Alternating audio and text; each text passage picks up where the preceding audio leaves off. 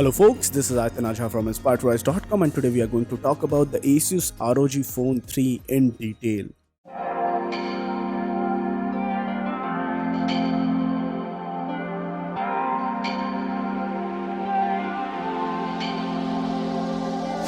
So guys, the ROG Phone 3 is definitely a step in the right direction. Asus removed some of the outlandish elements, orange accents, and with a third iteration, they have finally made the phone look more appealing for the mass market. It's still a big huge phone because of the design and the 6000 mAh battery. It weighs around 240 grams, it's one of the heaviest in its segment, has Gorilla Glass 6 and Gorilla Glass 3 as well.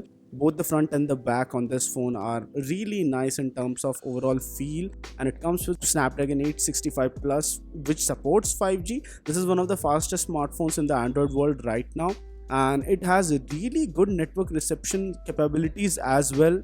So guys, at the back there's a cooling vent as well, but you would be able to leverage the whole cooling power of the smartphone only if you have a dedicated accessory. The back cover is also pretty good, which is bundled inside the box. It has a 6000 mAh battery, which is amongst the best in class, but the later OT updates did make the battery go a little bit bad in terms of consumption and everything. Apart from that, there are a lot of different custom charging modes and everything. There's this stereo speaker present on the smartphone which produces a really good sound, and I guess for multimedia consumption this is one of the best devices out there. It has a 144Hz 1 millisecond full HD plus display which supports HDR10 plus.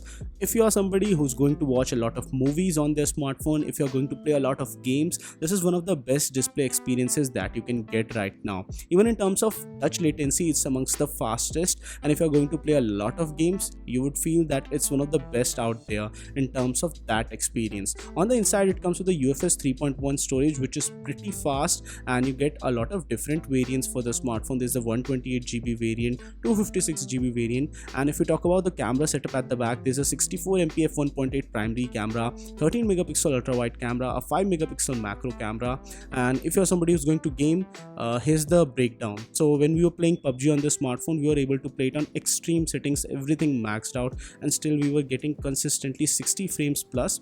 So for anybody who wishes to buy a smartphone just for gaming, it's one of the best out there. There are also the air triggers which you can dual partition in order to have different controls set on the air triggers. There's also a motion sensor control, so you can play with gyroscope enabled, and then the gameplay becomes really different. If you are a gamer and if you will go through the whole process of setting it up for gaming, you'll find that this is definitely the best experience that you can get. There's also a different USB-C port at the bottom, at the middle of the smartphone, not the bottom port works good for your normal things, but at the middle the port helps you to connect accessories to this one, like the cooling fan accessory, which allows you to hit 3.1 GHz on all cores. So I guess going by the experience and everything, the time that I spent with this device, which was quite a lot, I felt that this is one of the better smartphones out there for anybody who's into serious gaming. But if you're somebody who's just a normal casual user, you will enjoy the fact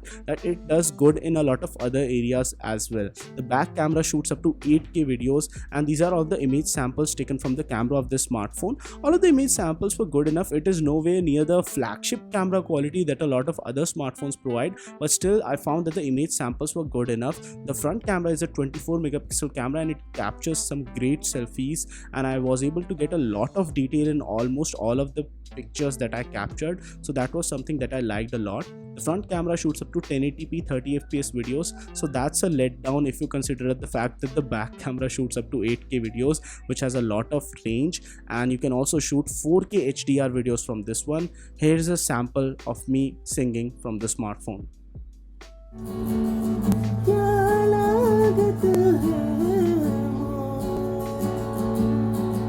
So from an overall multimedia experience as well, this is a great smartphone for almost everybody. There's the Armory Crate software which allows you to customize everything according to the kind of gameplay that you are going to do. It also allows you to set the fan mode, the game mode, and everything else, even record your game clips.